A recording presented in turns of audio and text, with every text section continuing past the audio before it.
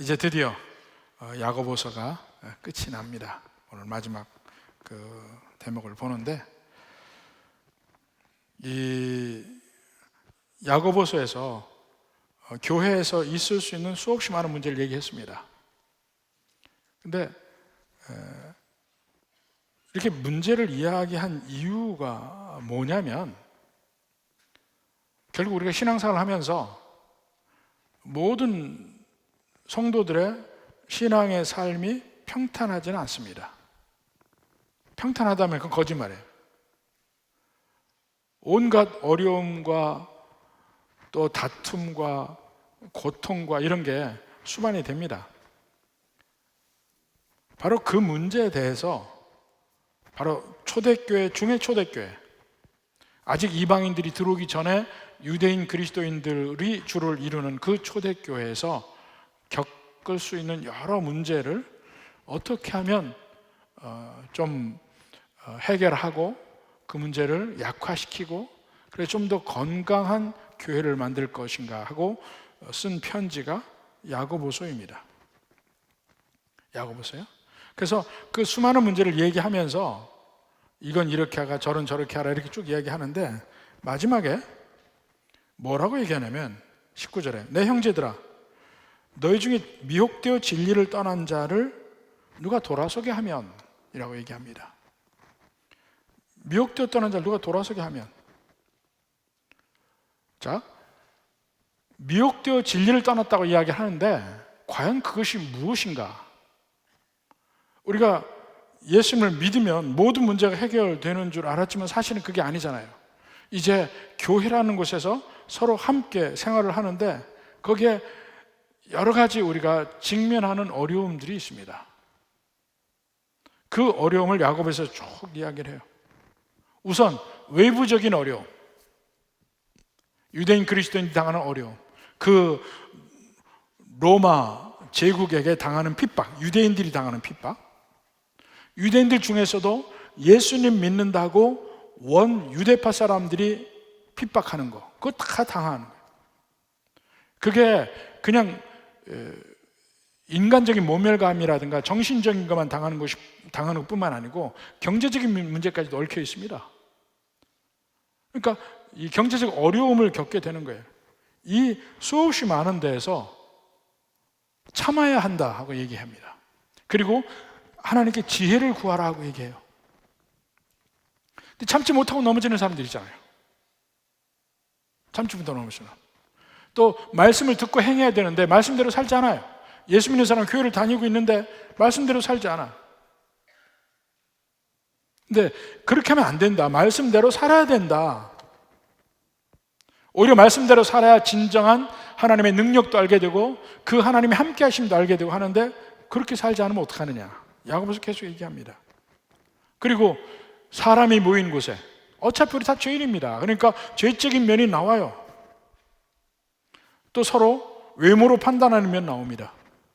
외모로 판단한다는 것이 꼭 외모만을 보고 얘기하는 게 아니죠. 부자냐 가난한 사람이냐, 많이 배우느냐 못 배우느냐, 출신이 어디냐, 고향이 어디냐, 직업이 뭐냐, 이거에 따라서 자꾸 차별을 합니다. 그럴 때 시험에 들죠. 모든 면에서 다 나는 최고의 위치다고 이야기할 만한 사람이 없습니다. 뭐가 강하면 뭐는 또 약합니다.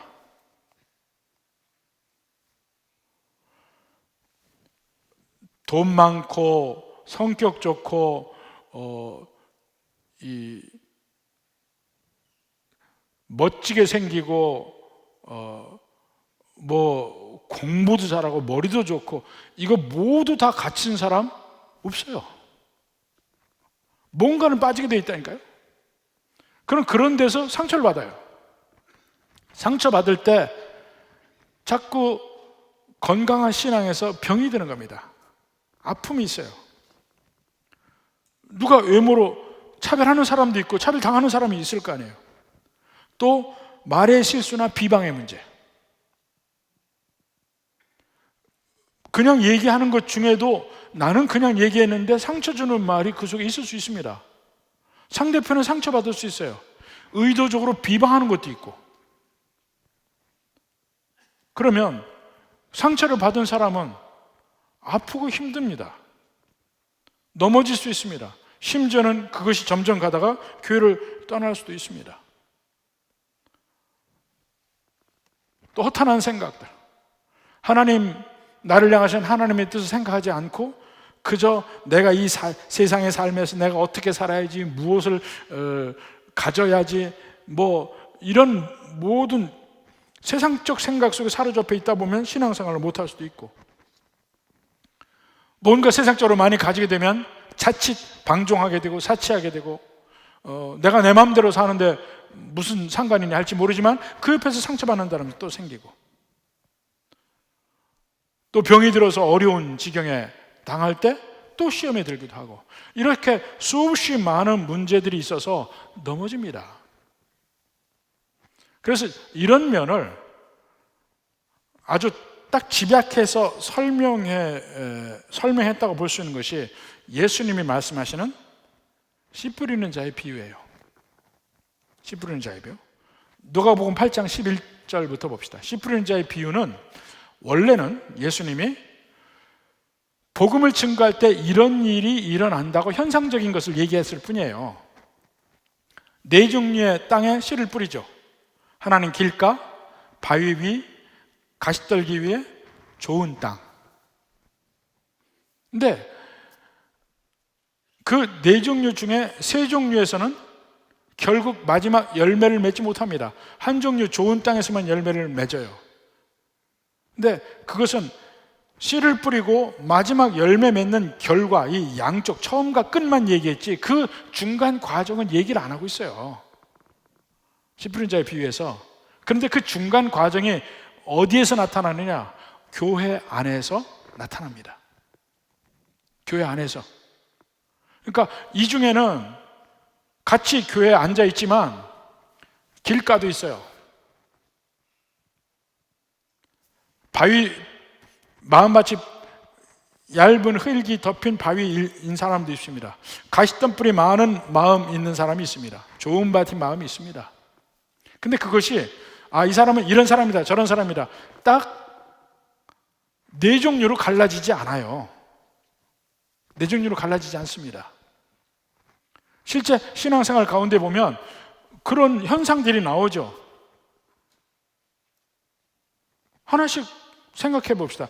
지금 야고보서에서 얘기하는 복잡한 여러 가지 문제가 딱 몇 가지로 정리가 됩니다. 씨 뿌리는 자의 비유를 보면 11절부터 봅니다. 이 비유는 이러하니라. 씨는 하나님의 말씀이요. 밭에다가 씨를 뿌리는 게 하나님의 말씀으로 뿌려요. 그러면 첫 번째, 길가에 있다는 것은 말씀을 들은 자니 이에 마귀가 가서 그들이 믿어 구원을 얻지 못하게 하고, 이 길가라는 것은 오늘날에는 잘 안 보이지만 옛날에 보면 이 길이 있지 않습니까? 길이 딱 구분이 안 되어 있습니다. 이 산의 길을 보십시오.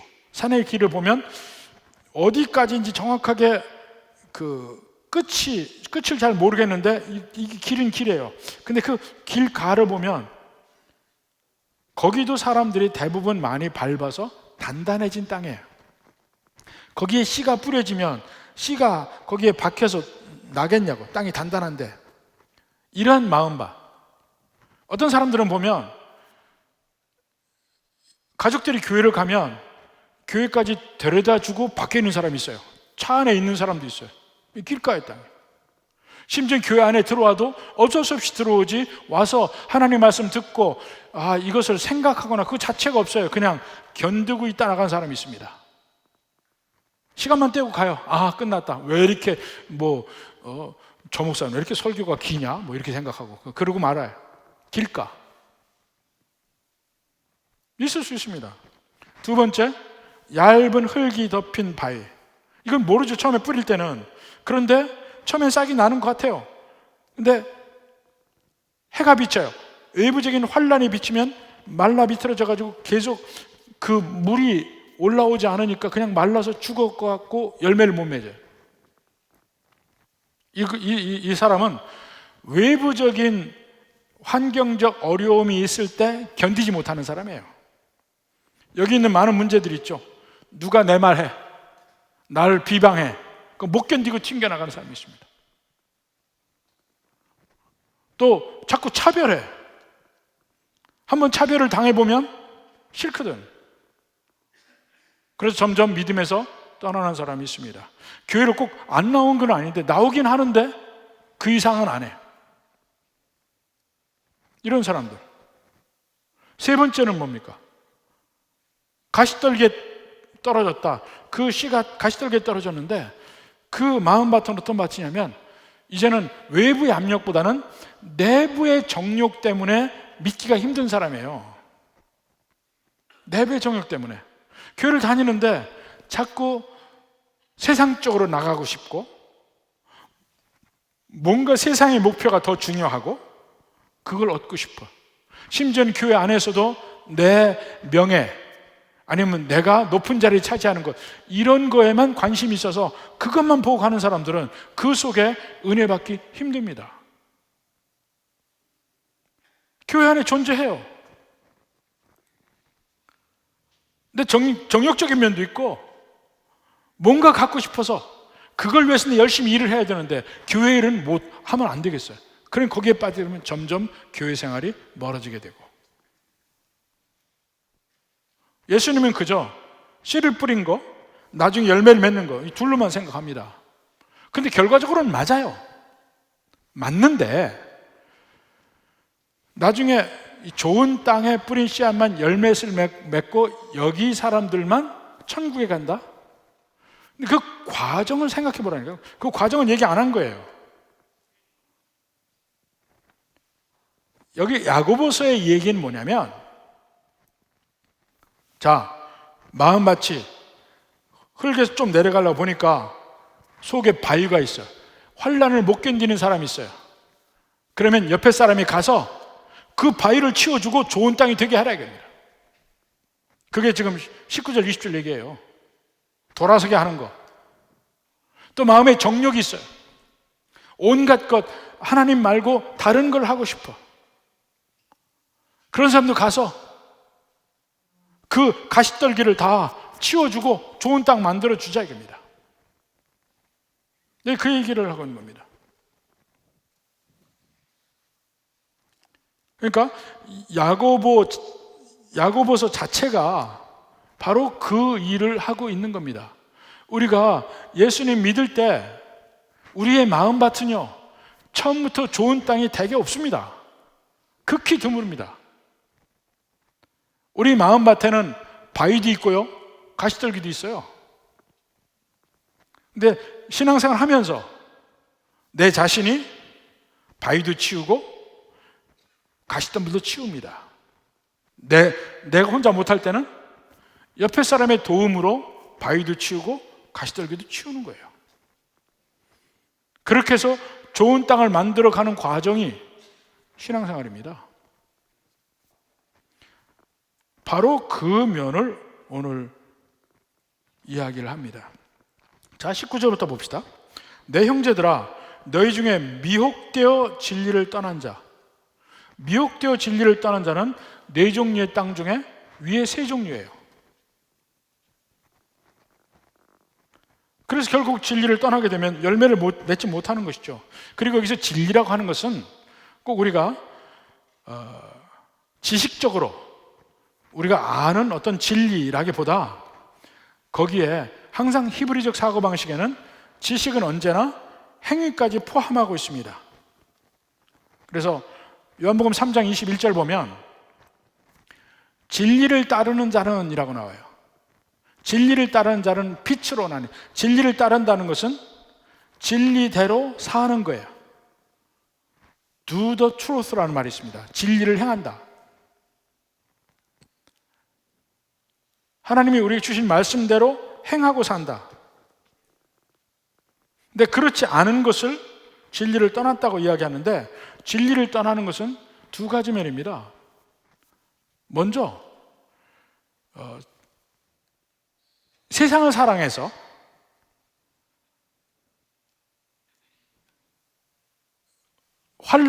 조금이라도 환난했으면 견디지 못하는 게 세상의 사랑과 서로 연결이 돼서 떠나는 면이 있습니다. 성경의 가장 대표적인 예가 데마입니다. 데마. 디모데후서 4장 10절을 봅시다. 디모데후서는 바울이 에베소에 있는 디모데에게 편지를 하는 내용인데, 바울이 로마의 감옥에 갇혀서 죽기 직전에 바울이 쓴 서신 중에 가장 마지막에 쓴 편지가 바로 디모데후서라고 생각을 해요. 거기 마지막 인사말에 나옵니다. 4장 10절 봅시다. 데마는 이 세상을 사랑하여 나를 버리고 데살로니가로 갔다 그랬습니다. 데마는 사도행전을 보면 바울과 계속 같이 한 사람이에요. 바울의 고난 속에 계속 같이 갔어요. 근데 마지막에 보니까 바울이 로마의 감옥에 갇혀 있는데 이제 소망이 없어졌어요. 죽을 것 같아. 자기는 평생 고생했는데. 그래서 그 고생한 데서 이제는 벗어나고 싶어요. 바위에 마음밭이죠. 벗어나고 싶어요. 거기다가 아직도 우리의 마음속에는, 데마의 마음속에는 세상을 사랑하는 게 있다니까요. 그러니까 결국 거기서 튕겨져 나가서 데살로니가로 떠납니다. 로마에서 바울을 돌보다가 바울을 등지고 데살로니가로 떠나요. 데살로니가 지금 그리스 북부 지방이에요. 그러니까 나는 이 네 종류의 밭 중에 나는 두 번째다, 나는 세 번째다, 그럴 수가 없다니까요. 복합적이에요. 같이 있어요. 대부분이 두 번째, 세 번째가 같이 있습니다. 근데 그것을 열심히 청소해서 네 번째 좋은 밭을 만든다는 거예요. 또 다른 면을 봅시다. 디모데후서 4장 14절. 이제 여러 사람에 대해서 인사를 하는데 4장 14절은 구리 세공업자 알렉산더가 나옵니다. 근데 구리 세공업자 알렉산더가 바울에게 해를 많이 입혔어요. 주께서 그 행한 대로 그에게 갚으시리니 그 다음에 너도 그를 주의하라. 그가 우리 말을 심히 대적하였느니라. 그가 우리 말을 심히 대적하였느니라. 이게 무슨 말이냐면 바울이 예수 그리스도의 복음을 증거한 겁니다. 근데 구리 세공업자 알렉산더는 계속해서 그 말을 아니다고 반박한 거예요. 논쟁한 겁니다. 어떻게 사람이 죽었는데 살아요? 말도 안 되는 소리 하지 맙시다. 이렇게 예수님 안에 하나님의 사랑이 있다. 그 당시에 가장 많은 그 대적들의 말은 뭐냐면 부활을 믿지 못하는 거예요. 다시 사셨다는 건 믿을 수 없다. 그게 안 믿어지니까 바울을 대적하게 되고 왜 거짓된 걸 증거하느냐 이렇게 해가지고 오히려 바울을 괴롭히고 했던 일, 그렇게까지 하는 겁니다. 근데 그것이 복음의 진리를 몰라서 그런 것도 있고, 삶에 있어서 환난을 견디지 못하고 세상의 정욕으로 따라가다 보면 복음을 떠나는 수도 있고, 이런 면들이 여기서 말하는 미혹되어 진리를 떠난다고 말할 수 있습니다. 근데 그런 교회 안에 다 그래요. 근데 완전히 진리를 떠났다고 하는 것은 그냥 우리의 질병으로 얘기하면 죽는다는 얘기예요. 근데 죽기 전에 우리는 수없이 많은 병을 경험합니다. 그 병을 치료하는 방법이, 영적 병을 치료하는 방법이 야고보서 전체에 있는 겁니다. 근데 이제 그 치료하는 각각의 방법이 있지만 다른 사람을 돕는 면을 여기서 얘기하는 거예요. 19절 후반부에 진리를 떠난 자를 누가 돌아서게 하면, 본문 19절, 미혹되어 진리를 떠난 자를 누가 돌아서게 하면, 남을 돕는 면을 얘기하는 겁니다. 20절에 너희가 알 것은 죄인을 미혹된 길에서 돌아서게 하는 자가 그 영혼을 사망에서 구원할 것이며 허다한 죄를 덮을 것입니다.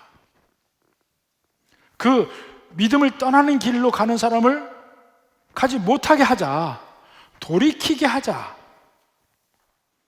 이것은 꼭 교회를 떠난 사람만 얘기하는 게 아니에요. 교회 안에서 수없이 많은 사람들이 시험 들어서 넘어지고 쓰러지고 영적으로 후퇴하고 이런 일이 많이 날 때에 그들을 돕자, 이런 얘기입니다. 그들을 돕자. 그래서 영적으로 회복시키는 많은 문제를 여기서 이야기를 합니다. 이 문제는 이게 얼마나 귀한 일이냐 하는 것은, 자, 여기서 사망에서 구원한다고 그랬어요. 보통 전쟁 중에 막 죽기 직전에 전우를 열심히 구원해내서 그 생명을 살리면 평생 생명의 은인이잖아요. 근데 우리가 당하는 것은 그 실질적인 전쟁이 아니고 영적 전쟁이에요. 영적 전쟁에서 계속 우리는 총을 맞고 칼에 맞고 우리는 쓰러지고 피 흘리고 합니다. 외부적인 압박, 우리의 죄, 이것이 합쳐져서 계속해서 그래요. 그런 사람들을 이렇게 세워서 건강하게 만드는 일, 이것이 정말 중요하다. 그리고 감사한 일이라는 거예요. 왜? 그들이 결국은 마지막에 죽음이잖아요. 근데 그 죽음이 그냥 죽는다는 개념이 아니고 그 죽음 속에 있는 그 처절함, 그 절대로 가서는 안 되는 그런 면을 다시 한번 생각해 봅시다. 마가복음 9장 43절. 만일 내 손이 너를 범죄하거든 찍어버리라. 장애인으로 영생에 들어가는 것이 두 손을 가지고 지옥 곧 꺼지지 않는 불에 들어가는 것보다 나으니라. 자, 지옥에 대해서 얘기합니다. 씨 뿌리는 자에 비해 네 종류의 땅 중에 위에 세 종류의 땅은 그 마음은 결국은 지옥에 가게 되는 거예요. 근데 지옥이 꺼지지 않는 불이 있다 그랬습니다. 꺼지지 않는 불. 자, 그 꺼지지 않는 불 43절, 9장 43절에 48절에 또 얘기합니다. 거기에는 구더기도 죽지 않고 불도 꺼지지 아니하느니라. 지옥불에 던져지면 그 지옥불에서 타서 없어지는 게 아니고 계속해서 불에 타는 고통을 당하는데 죽지도 않아요. 불도 안 꺼지고 고통이 끝까지 영원히 가게 된다는 거예요. 요한계시록 14장 1절을 봅시다. 그 고난의 연기가, 지옥불에서 연기 나는 것을 고통의 연기라고 얘기했어요. 세세토록 올라가리라. 세세토록 올라가리라. 고난의 연기. 여기에 떨어질 사람을 구해내는 일이라. 꼭 완전히 교회를 떠나는 사람을 돌이키는 것, 이것도 있고, 교회 안에서 시험 들어 넘어지고 다른 길로 가는 사람들을 돌이키고 회복하는 일도 같은 거라는 겁니다.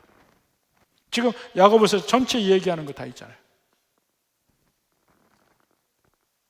온갖 외부적인 환난, 시험,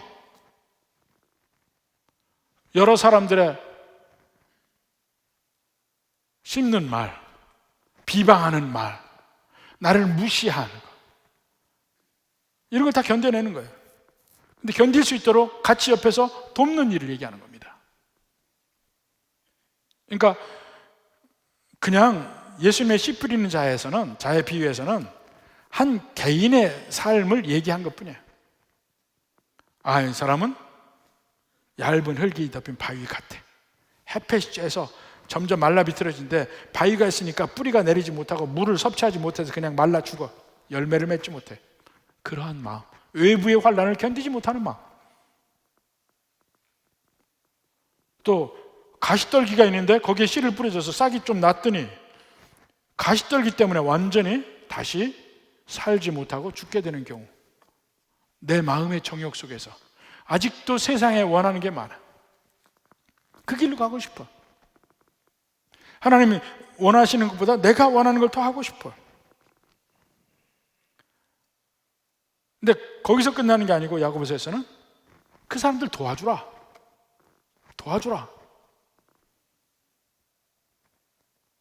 혼자서 못할 때는 바위도 같이 없애주고 가시떨기도 같이 없애주고, 그 사람들을 넘어질 때 붙들어주고 돌이키게 하고 죄에서 멀어지게 하고 서로 끊어진 관계를 다시 이어주고, 이것이 전도하는 일과 같은 일이랍니다. 영혼을 구원하는 일이 전부다. 영혼을 구원하는 일이 얼마나 귀하냐면, 얼마 전에 이 유명한 세계적인 신약학자 중에 돌아가신 분이 있습니다. F.F. 브루스라는 분인데, 영국의 학자입니다. F.F. 브루스인데 이분이 유명한 신약학자예요. 그분의 책 많이 읽고 그 책을 보고 저도 성경 공부를 많이 했습니다. 근데 그분이 이제 말년에 하신 말씀이 뭐냐면, 나는 일생 동안 내 모든 것을 바쳐서 성경 해석을 공부했고 그것을 다른 사람에게 가르쳐 왔어요. 자기 사명이었고 그걸 계속 하니까 이 일이 얼마나 귀한 사역인 줄은 자기 잘 안다는 거예요. 그런데 자기가 알기에는 그거보다 더 귀한 사역이 있는데 그게 바로 영혼을 구하는 사역이다. 전도자의 사역이다. 이벤젤리스트라고 했어요. 전도자의 사역이다. 소명이 전도하는데 그 소명을 가지고 있는 사람들의 사역이 더 귀하다는 거예요. 영혼을 구하는 일이. 교회 안에요, 이 세 종류의 사람, 길가의 마음, 단단한 마음, 시험을 잘 못 견디는 마음, 세상적 정욕 때문에 자꾸 신앙에서 떠나는 마음, 이 마음이 정확하게 누구라고 짚지는 못하지만 교회 안에 만연해 있습니다. 다 있어요. 심지어는 우리 안에 다 있어요. 한 가지가 아니에요. 그럼 어떻게 하면 서로가 서로에게 우리가 함께 공동체로서 살면서 그러한 세 가지 마음밭에서 벗어나는 것을 도울 것인가? 그 면입니다. 그 방법에 대해서 얘기를 하는데, 첫째, 사랑하는 거. 사랑하는 겁니다. 그 방황하는 영혼들에 대해서 서로 사랑하고 받아들여주고 돌보고 하는 것. 분명히 잘못이 있어요. 잘못이 있는데 그 잘못이 있다고 찍어내고 그 사람을 외톨이로 만들고 그 사람을 뒤에서 비방하고 하게 되면 그 사람은 교회 안에 설 자리가 어디 있습니까?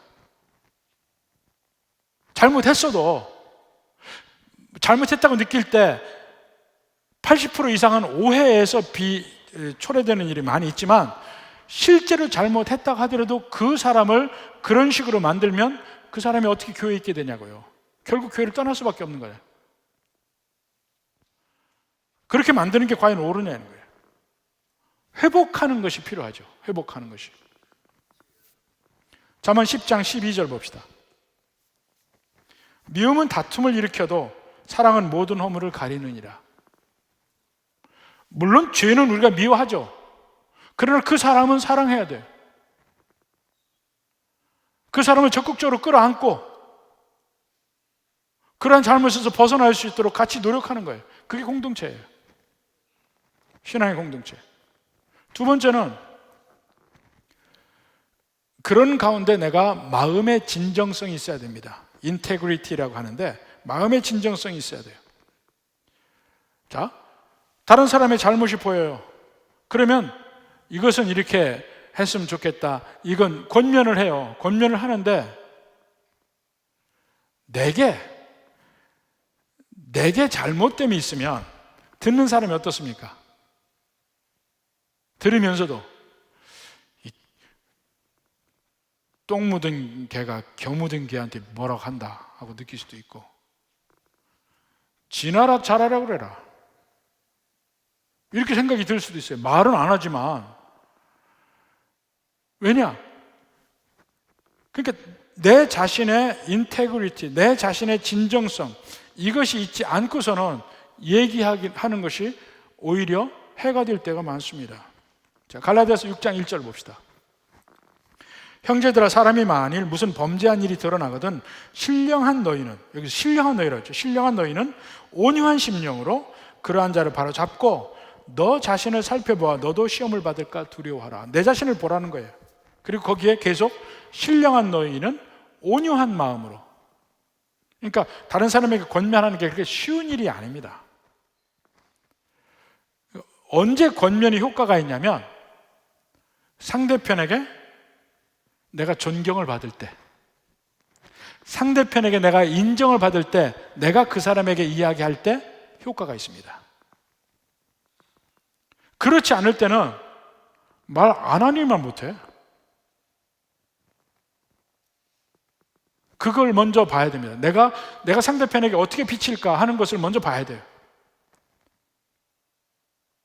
그래서 상대편이 내 말을 듣겠다 하고 느낄 때 그때 얘기하는 거예요. 그것도 온유하게.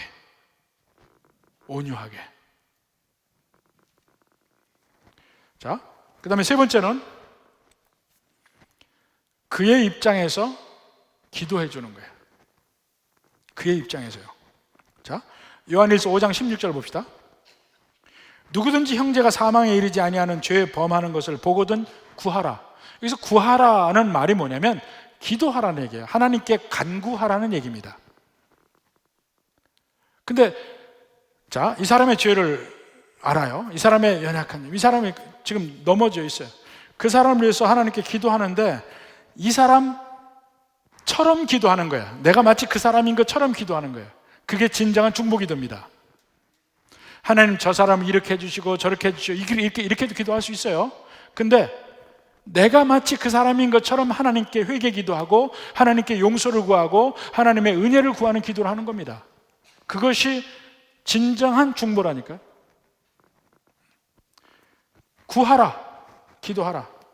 사망에 이르는 죄는 구하라 하지 않겠다 하는데 그런 사망에 이르는 죄는 우리에게는 거의 없습니다. 그러니까 열심히 상대편을 위해서 그 사람들의 연약함과 넘어짐과 잘못됨을 알면 그 입장에서 우리가 기도해 주는 것. 자, 네 번째로는 서로 대면에서 드디어 이야기하는 것입니다.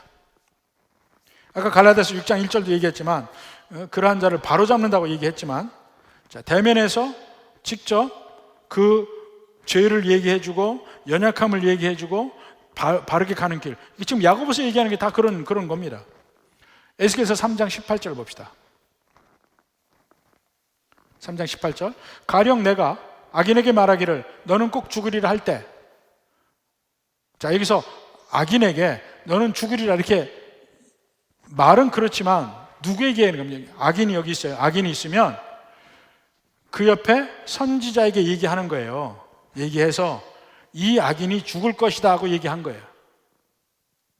그럼 그 선지자가 그 하나님의 말씀을 받아서 어떻게 합니까?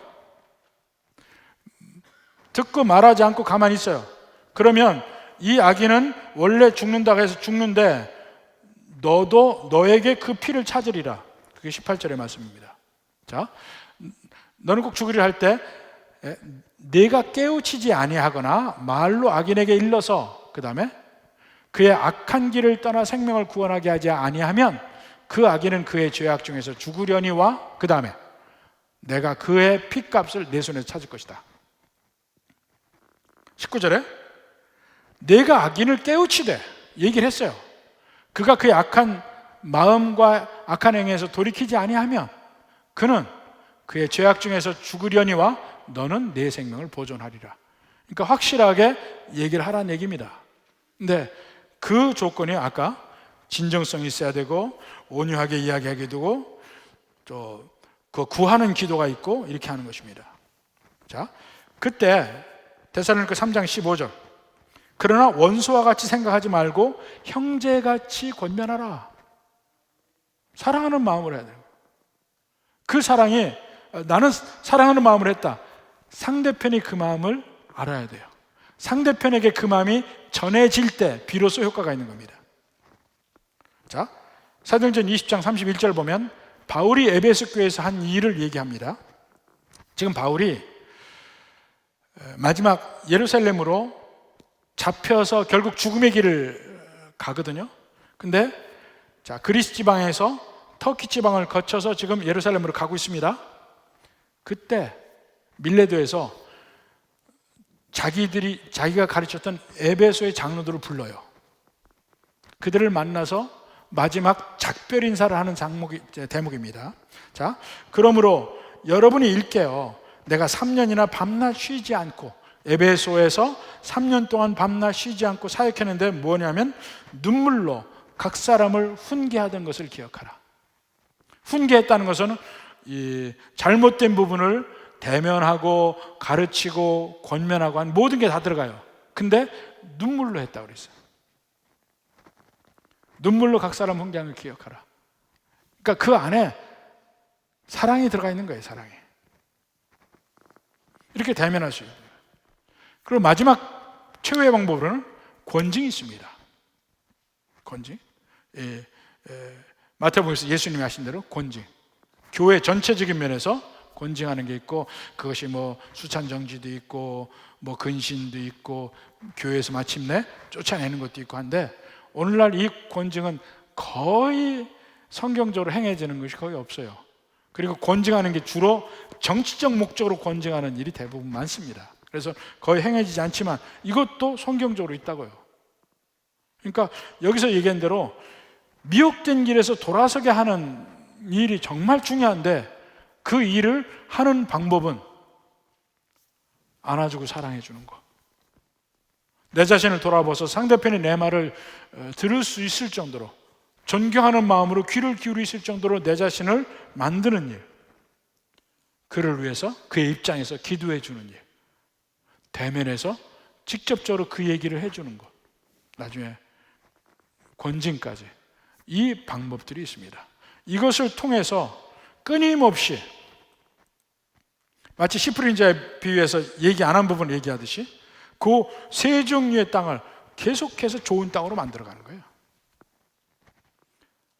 가시덤불 제끼고 바위도 제끼고 부드러운 마음이 되게 하셔 하나님의 말씀 잘 받고 그 말씀대로 행동하고, 이렇게 할 수 있도록 하나님이 모으신 공동체가 교회입니다.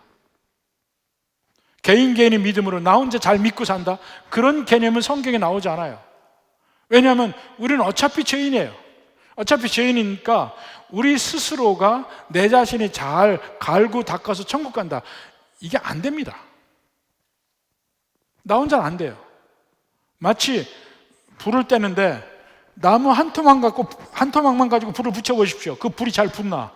붙더라도 꺼집니다. 그게 개인의 신앙과 같아요. 근데 이 나무를 여러 개를 붙여놓고 불을 하면 하나가 꺼질 듯 하다가도 다른 불 때문에 다시 불이 나고, 또 불 쐬던 것이 죽을 때도 다른 나무 때문에 또 불이 있었고, 이렇게 해서 불이 유지가 되는 것이 장작이 여러 개인 거예요. 그것이 교회입니다. 절대로 교회를 떠나서는 혼자 신앙을 갖는다는 있을 수가 없어요. 바로 이런 면 때문에, 서로 격려하는 면 때문에, 서로 붙들어주는 면 때문에 안 넘어지는 거예요. 야고보서 전체가 바로 그겁니다. 그렇게 할 때 허다한 허물, 허다한 죄를 덮느니라. 이렇게 해서 우리 교회가 점점 더 건강하게 되고, 개개인이 건강하게 되고, 영적으로 또 교회 전체가 더 건강하게 되고, 이렇게 해서 천국길을 함께 갈 수 있게 되기를 주님의 이름으로 축원합니다.